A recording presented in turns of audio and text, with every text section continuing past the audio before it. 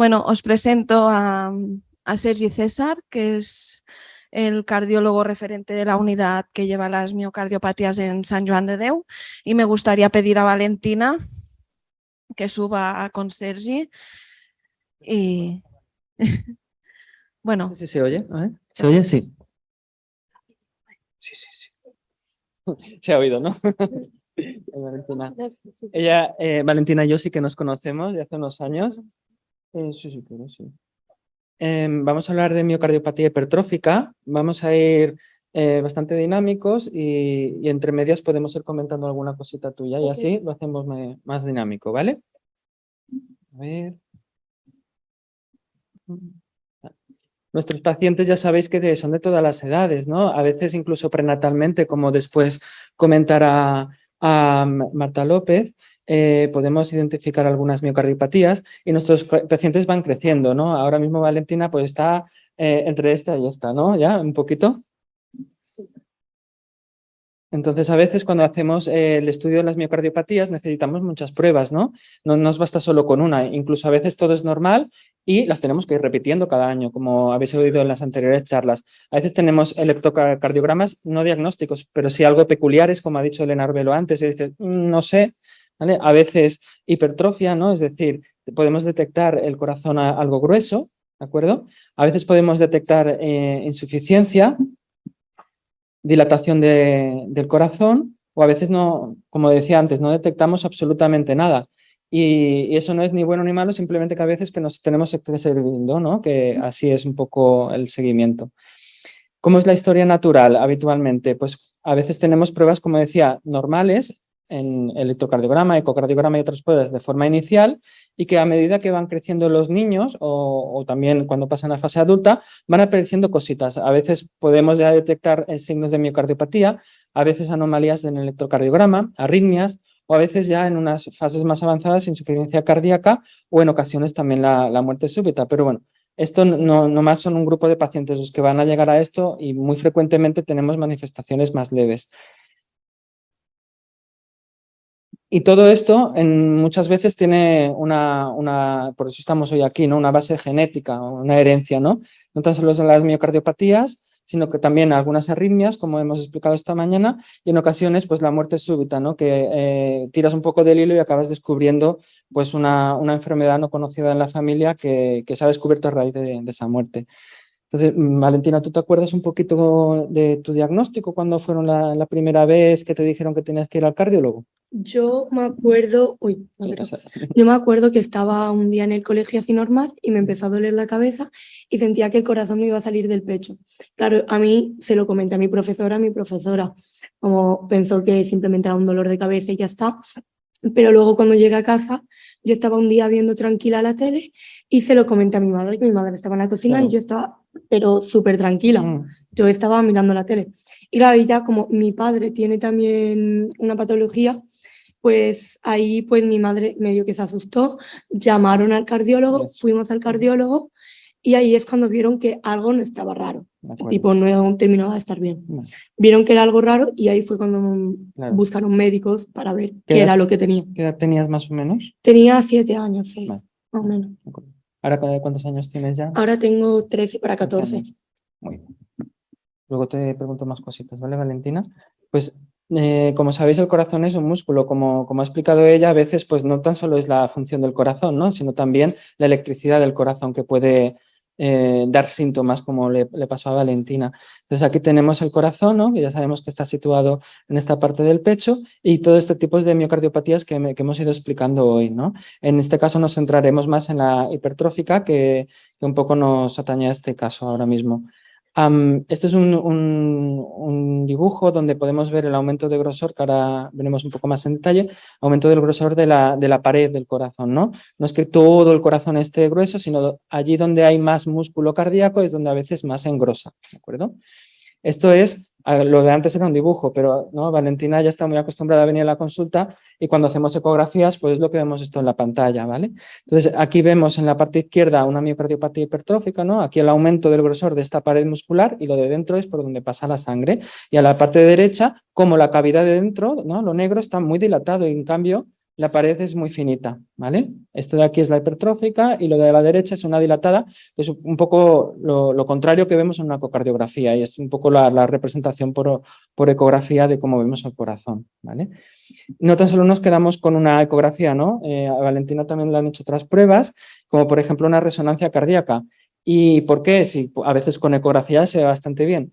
No nos es suficiente, como explicaré un poco más adelante, quedarnos solamente con una ecografía porque detectamos a veces que es la pared que separa los dos ventrículos la que está gruesa, pero otras veces otras partes muy diferentes. Es decir, la pared que separa los dos ventrículos, la pared posterior, a veces todo es normal, como en esta imagen de aquí, excepto una parte que de repente se engrosa, o a veces que se nos queda aquí en la cavidad, lo que debería ser la cavidad, se nos queda muy chiquitita, o a veces incluso se pueden generar como aneurismas, como sáculos aquí en el apex del corazón, ¿vale? O sea que sí que necesitamos la resonancia para acabar de definir otros fenotipos que llamamos, ¿vale? Fenotipos peculiares, atípicos, ¿vale? O de localizaciones no tan frecuentes. Aquí lo que quería explicar en este vídeo es que siendo el corazón normal de la izquierda y hipertrófico en el de la derecha, ¿por dónde pasa la sangre? ¿No? Pasa del ventrículo hacia la aorta. Esto es clave, ¿no? Porque hemos dicho que puede haber arritmias, pero también la miocardiopatía hipertrófica puede ser obstructiva o no obstructiva, ¿vale? ¿Y esto qué significa? Pues que la sangre cuando pasa del ventrículo a la aorta se puede encontrar un stop debido a esa hipertrofia cardíaca, ¿vale? Es lo que vemos aquí, ¿no? En la flecha roja es la sangre que saldría del corazón hacia la aorta, pero claro, el problema nos surge, ¿no? Cuando aumenta el grosor el miocardio, el músculo cardíaco, y crece hacia la aorta. Ahí ya no tenemos tan buen paso como antes. Y la sangre ahí se puede ver acelerada, claro, necesitamos todo ese riego de sangre para que nos llegue al resto del cuerpo, ¿no? A la cabeza, a los órganos, a los riñones, a todos sitios. Este es un punto clave para el seguimiento de la miocardiopatía hipertrófica. ¿Qué pasa? Que la válvula mitral, que está justo en el ladito donde se engrosa más el corazón en ocasiones, no siempre, se ve arrastrada, ¿no? Chocan, como veis aquí, choca y choca, y al final esta válvula mitral se puede dañar, como veis en la zona que más brilla en la imagen. Se daña y al final acaba siendo una válvula, pues al final patológica o insuficiente, y que en ocasiones cuando nos pensamos que tenemos que arreglar algo, también tenemos que arreglar esa válvula mitral que nos está dando también problemas. Entonces, ¿cuáles son los criterios de miocardiopatía? Como pasó seguramente con Valentina cuando era más pequeñita, seguramente todo estaba normal. Cuando uno nace habitualmente, no en todos los casos, habitualmente las paredes del corazón son normales y muchas veces muchos años de la vida. Por eso hacemos ese seguimiento, ¿no? Y llega un momento en el que por milímetros vamos midiendo la hipertrofia y a veces nos aumenta, ¿no? Ese grosor. Hace muchos años se decía que eran unos 13 milímetros la pared que separa los dos ventrículos, que a partir de entonces podías hacer el diagnóstico, pero al cabo de los años, en el 2014, se dijo a partir de 15. Pero bueno, no en todos los casos, porque si sabemos que si hay síndromes o si hay antecedentes en la familia, esos 15 pasan a ser 13. O incluso no fiarnos del todo de esos milímetros, porque si forman parte de fenotipos aquellos que decimos atípicos, lo de los milímetros casi que no cuenta, y menos como pongo abajo en pediatría. En pediatría no nos podemos contar solamente con los milímetros, sino lo que le tocaría de grosor por peso y talla. Se nos complica aún más la cosa. Por eso hay estudios, ¿no?, de normalidad o supuesta normalidad en población normal en pediatría, para que cuando tengas una ecocardiografía con unos milímetros puedas, por peso, talla y sexo, pues definir si realmente está hipertrófico o no, ¿vale? O sea que no es tan fácil, ¿de acuerdo? Como decían mis compañeros, pues todo, si tiene una base genética, pues aquí está la célula cardíaca representada con las proteínas y dependiendo de dónde tengas la mutación en el gen, se puede alterar una proteína u otra que están definidas por colores, ¿vale?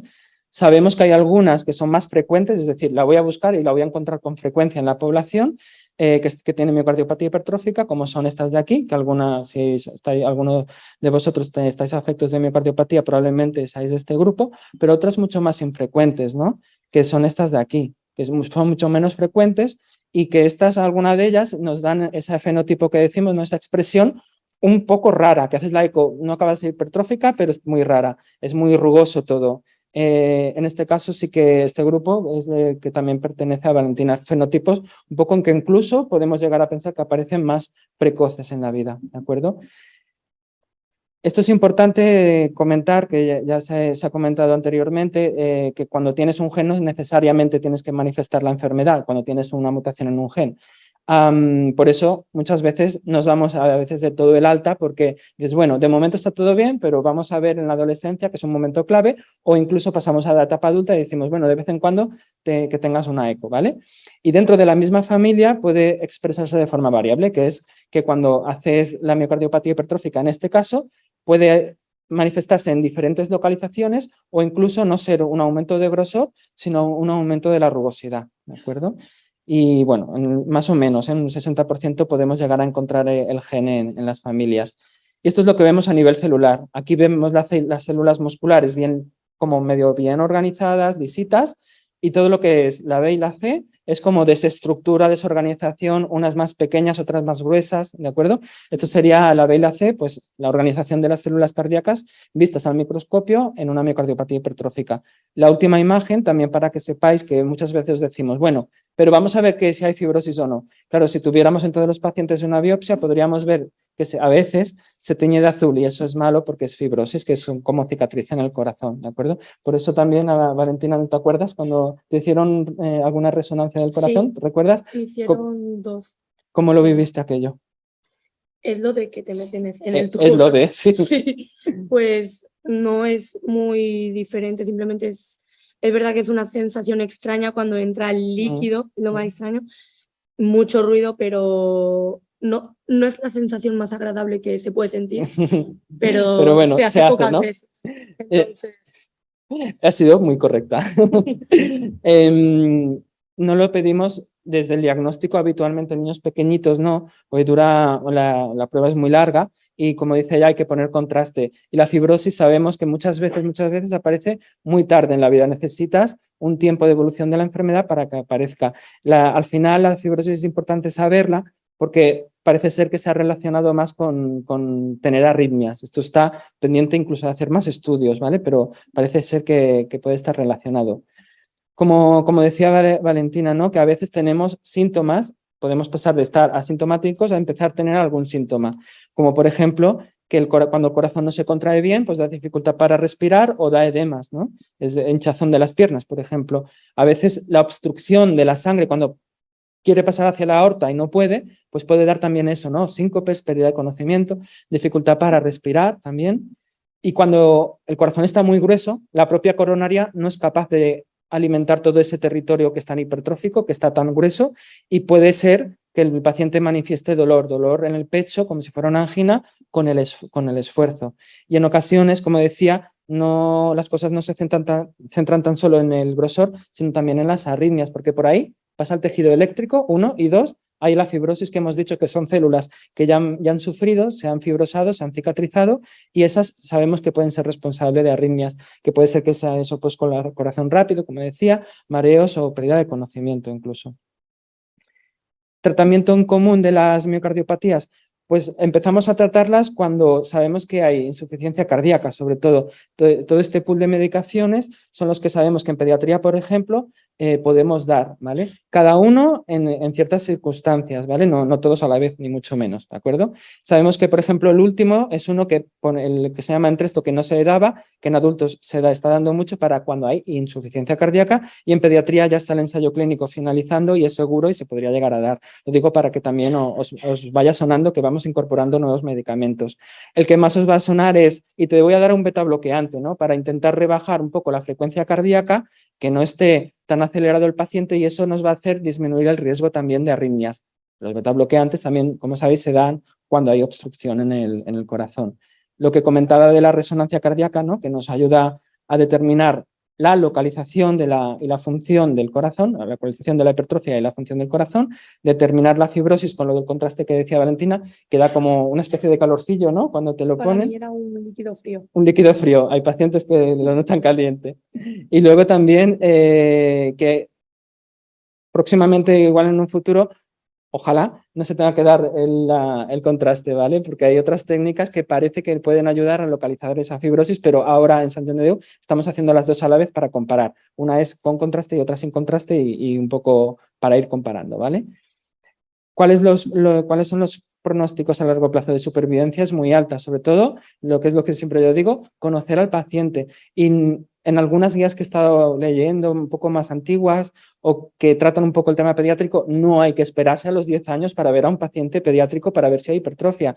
Hay que verlo desde que uno sabe o que tiene un síntoma, por ejemplo, que acude al cardiólogo, o bien desde que sabes que en la familia hay un caso desde ese momento, porque hay fenotipos que son precoces, es decir, que manifiestas la enfermedad, como decíamos, prenatalmente o incluso nomás nacer. Y la única manera de detectarlo es haciendo las pruebas. Por eso decíamos que el pico de mortalidad hay uno concentrado en menores de 1 año para aquellos fenotipos que decimos que son muy precoces y muy severos, y luego otro pico de mortalidad que es alrededor de la adolescencia. Por eso siempre os digo, a veces en las consultas, bueno, de momento todo bien, nos vemos cada añito, añito y medio, cada 2 años, pero en la adolescencia igual te voy a hacer más pruebas. Igual las visitas se van a convertir igual un poquito más frecuentes, depende de cada caso, pero suele ser así. Entonces, ¿por qué a veces los pacientes tenemos datos de mortalidad? Pues porque aparece la insuficiencia cardíaca y la muerte súbita en ocasiones por arritmias, como decía. Hay otros fenotipos que no son por hipertrófica, por las genéticas que hemos visto, sino por otros síndromes que tienen los pacientes o por enfermedades metabólicas que hacen que esa enfermedad aún sea un poco peor. ¿Y cómo sabemos cuál es el riesgo de cada paciente?